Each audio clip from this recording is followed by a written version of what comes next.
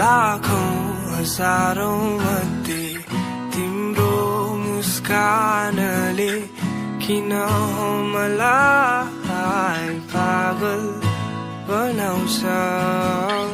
लाखौं प्रयास गर्दा पनि किन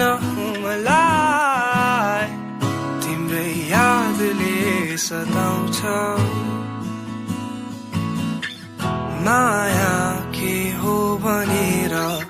तिम्रै वरिपरि रहँदा यो मनले